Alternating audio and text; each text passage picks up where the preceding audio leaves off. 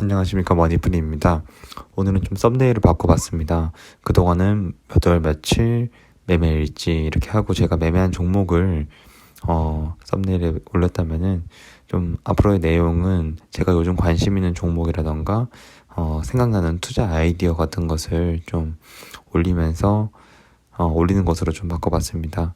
그렇게 한 이유는 일단은 몇 가지 이유가 있는데, 오늘 뉴스를 보다 보니까 300억 굴리는 유튜버가 시세 조종 혐의로 압수수색을 당하더라고요.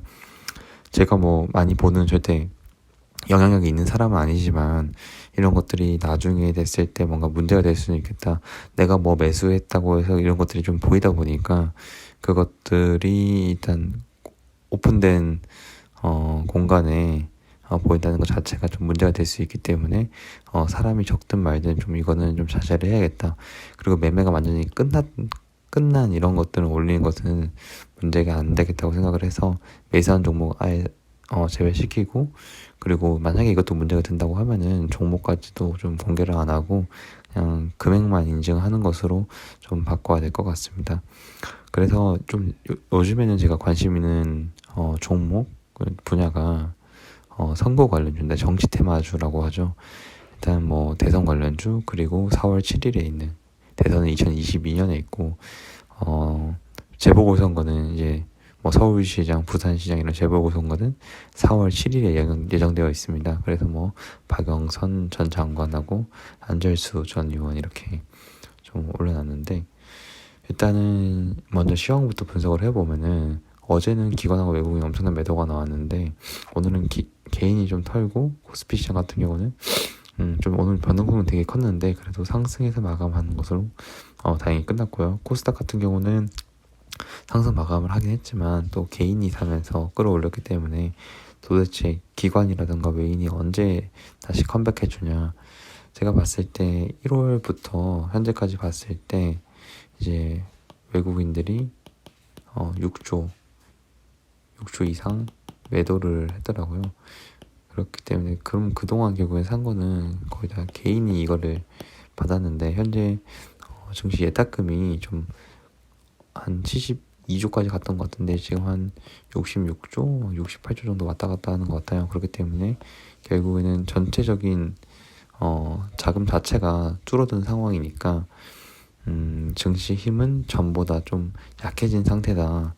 한참 이 시기 때에 비해서는 좀 증시 힘이 약해진 상태라고 생각이 들고, 결국에는 이 이상이 다시 와주려면은 이 나갔던 외국인들이 다시 돌아와주는 환경이 만들어져야 된다 생각이 듭니다. 오늘 뭐 블룸버그 뉴스를 보니까 결국에는 공매도를 한국이 최장기간 공매도를 연장하면서 이 한국 금융 시스템에 대해서 이런 결국에는 공매도를 못하면 이 공매도로 벌어들일 수 있는 돈이 엄청나게 많잖아요. 뭐 골드만삭스라던가 UBS라던가 뭐 메릴린치 엄청난 많은 증권사들이 우리나라 주식을 공매도 치면서 돈 벌 수 있는 기회인데 이 공매도를 못하게 해버리니까 좀 시장의 건전성이라는 게 좀 떨어진다. 그래서 한국 시장에 안 들어올 거다, 유입이 안 될 것 같다, 뭐 이런 뉴스를 때리는데 제 생각은 일단 잘은 모르지만 공매도로 그 외국인들이 돈 벌어가는 우리나라 시장, 외국인들의 놀이터가 되는 게 아니라 계속해서 개인들이 보유해 가면서 오히려 그 유통 주식을 잠그고 계속해서 미국처럼 우리도 계속해서 상승할 수 있는 뭔가 그런 건전한 주식 문화가 좀 되는 게 좋을 것 같습니다. 아무튼 그런 이슈가 있어가지고 지금 외국인들이 궁극적으로 들어오지 않다고 하는데, 환율이 안정되고 결국에는 기업 본질의 가치가 우리나라에 투자할 만한 되게 매력적인 기업들이 많아진다면은 코스피도 그렇고 코스닥도 그렇고 계속해서 상승할 수 있는 여지가 될 것 같습니다. 네, 그래서 일단은 지금은 위로든 아래든 뭔가 방향성을 지금 정해야 되는 와중인데, 뭔가 뚜렷한 호재라던가 뚜렷한 악재가 없기 때문에 당분간은 뭔가 박스권을 유지할 것 같습니다. 일단 제가 오늘 매매해서 수익을 남긴 종목은 미래컴퍼니라는 종목이고, 일단 1월달 비해서 확실히 수익 금액이 줄어들고 있는데, 뭐 그런 이유는 첫 번째로는 일단 시장 상황이 12월 1월만큼 좋은 상황은 아니고, 둘째로는 일단 뭐 회사가 너무 바빠가지고 제가 적극적으로 공격적으로 단타 종목을 찾아내고 뭔가 그거를 장중에 지금 못하고 있습니다. 그리고 좀 자신이 없기 때문에 공격적으로 못 들어가고 있는데 그리고 못 들어가고 있습니다. 그럼 제가 왜 대선주에 대해서 관심을 가졌냐? 사실은 제가 대선주에 관심을 가진 것은 벌써 1년도 더 됐거든요. 그때부터 좀 매집을 해왔는데 저 같은 경우는 뭐 어떤 주를 했다기보다도 저는 이재명이 아무래도 좀 가능성이 있지 않나라고 생각을 해서 사실은 뭐 이낙연 관련주는 안 들어가고 이재명 관련주 중 뭔가 하나를 들어갔는데 계속해서 좀 보유를 하고 있는데 사실은 정치 테마주가 워낙 상승할 때는 워낙 급격하게 상승을 하고 그 이슈가 끝나면은 급락을 하기 때문에 아주 무서운 종목이라고 결국에는 생각이 들어요. 그래서 저는 이제 단순 그 이슈로 올라가는 것이 아니라 관련해서 실적도 올라가는 그 기업 본연의 가치가 있는 좀 그런 기업을 찾으려고 노력을 했고 그 기업이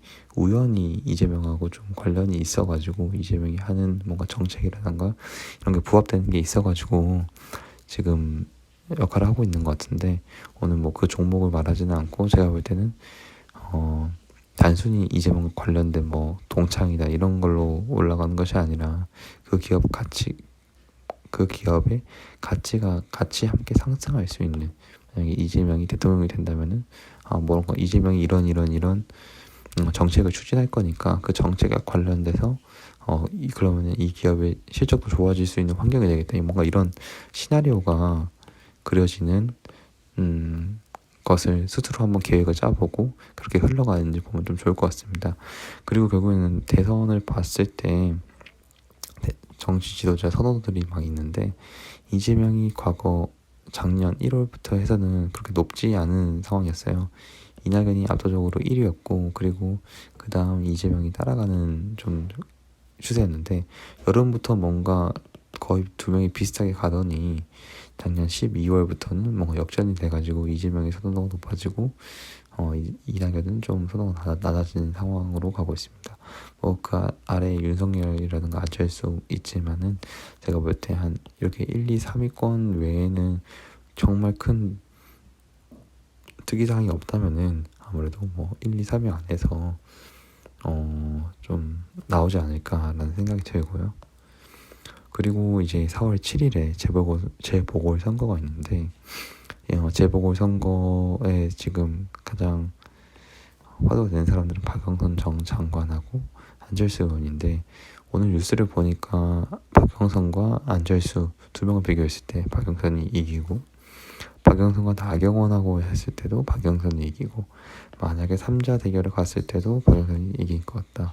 근데 좀 여기서 좀 주의를 해서 나쁠 건 없는 거는 너무 다 박영선이 벌써부터 이긴다는 것이 나왔으니까 여기에 대해서 현재 뭐 박영선 관련주들은 좀 상승을 했겠지만 이런 것들이 역으로 또 뉴스가 고점이 되는 상황이 있으니까 물론 아직 4월 7일까지 기간이 현재 2월이니까 뭐 2달 정도 남았으니까 절대 여기가 그런 고점이라고 생각은 안 들고요.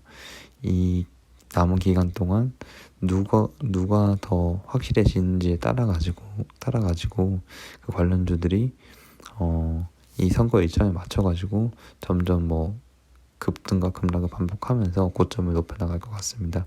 하지만 이 뭔가 뉴스가 끝났을 때는 그게 거기는 고점이 된다는 것을 반드시 염두에 두고 많이 조심을 해가면서 초보자들은 절대 접근하면 안 될 것 같고 저도 여기에 대해서 지금까지 한 번도 접근해 본 적은 없는데 제 나름대로 한 3년 정도 봤을 때 주가 흘러가는 걸 보니까 이 시점에서는 상승을 하고 이 시점에서는 하락을 하더라. 저도 그런 것을 처음으로 이번에 시도를 하고 있는 거기 때문에 좀 한번 큰 비중은 아니지만 해보려고 하고 있습니다. 그럼 선거 관련주 매수 시기는 언제냐? 지켜보니까 제가 작년에 해보니까 선거 직전 대선은 절대 사면 안 되겠더라고요. 그래서 저는 사실은 1년 전, 2년 전 미리 사놨는데 사실 그 미리 사놓으니까 움직이지가 않아가지고 너무 재미가 없더라고요. 오히려 그때 이제 2차 배터리주라던가 2차 전지주라던가 이런 것들 막 날아갔는데 오히려 재미없는 시기를 보냈고, 그러면 선거 관련주는 당연히 선거 시점이 다가올 때가 될 겁니다. 그리고 제가 지켜보니까 선거 관련주 이런 정치 테마주의 상승 시기는 저는 이렇게 정리를 할 수 있을 것 같아요. 주도주가 뚜렷하지 않을 때,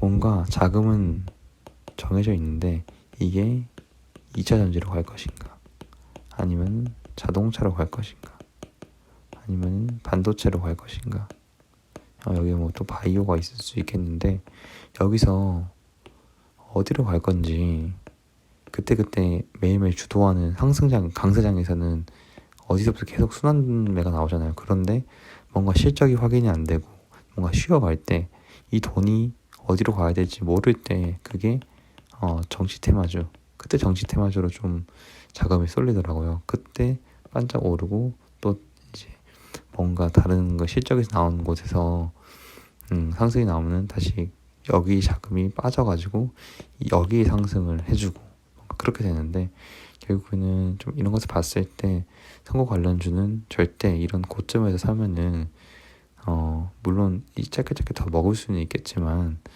내려왔을 때는 다시 이때로 주가가 회복될 수 있기, 다시 원래대로 돌아갈 수 있기 때문에 절대 공격적으로 담아서는 안 될 시기라고 생각을 하고요. 매도 시점은 당연히 선거가 가까워지면서 언제가 고점인지 모르기 때문에 제 생각에는 좀 적당히 먹고 나오는 게 좋다고 생각을 합니다. 그리고 선거 관련주 상승 시기는 아까 말했듯이 주도주가 뚜렷하지 않을 때, 제가 일단 에이텍이라든가 형지 엘리트 너무 유명한 주식들을 들고 왔는데 현재 선거철이 점점 다가와가면서 많이 흔들어주고 있지만 결국에는 계단식 상승을 하면서 계속해서 고점을 높여나가고 있는 상황입니다. 사실 여기가 고점일 수도 있고 앞으로 내리 꽂을 수도 있고 여기가 고점이고 다시 한번 이 주가를 회복 못 해줄 수 있는데 그것은 좀 개인의 판단에 맡겨야 될 것 같습니다. 그럼 이제 앞으로의 좀 체크 포인트는 저는 4가지로 정리를 해봤는데, 코로나19는 확진자의 이제 둔화세가 확인이 되면서 이 부분에 대해서는 좀 증시의 플러스적 요인이 아닐까라는 생각이 들고요. 기업의 실적 호조, 그리고 소비, 고용지표의 회복세 플러스적 요인이고, 중국 긴축 우려, 이제 많이 지금까지 유동성 공급을 많이 했으니까 다시 자금을 좀 회수해야 된다. 이거는 증시 마이너스 요인. 그리고 미국 연방 준비은행인데 여기 의원들이 비둘기적 발언을 했다는 것은 증시에 좀 플러스적 요인을 했다고 하는 거고, 비둘기의 반대는 이제 매파적인 발언을 했다고 하는 건데, 매파적인 발언은 이제 마이너스가 될 수 있는데 현재 증시 의원들이 다 비둘기적 발언을 하고 있기 때문에 여기도 플러스. 그리고 앞으로의 시장 전망은 제가 볼 때는 뚜렷한 뭔가 이벤트가 없기 때문에 이제 상승이든 하락이든 뭔가 방향성을 못 잡고 있는 환경이라는 생각이 들고 좀 관망세이기 때문에 아까 말했듯이 저는 이제 주도주가 뚜렷하지 않다고 판단을 했습니다. 어디서든지 지금 주도주가 뚜렷하게 못 나오는 상황이기 때문에 일단은 이런 때는 정치 테마주가 좀 상승할 수 있는 뭔가 시기가 되지 않을까라는 아이디어를 가지고, 좀 시나리오를 가지고 저는 한번 투자에 임해 보려고 합니다. 네, 오늘은 좀 다른 내용으로 영상을 준비해 봤는데 준비한 영상에 대해서 뭔가 의견이 있으시면 댓글로 남겨주시면 너무나도 감사하겠습니다. 그럼 오늘도 시청해 주셔서 감사합니다.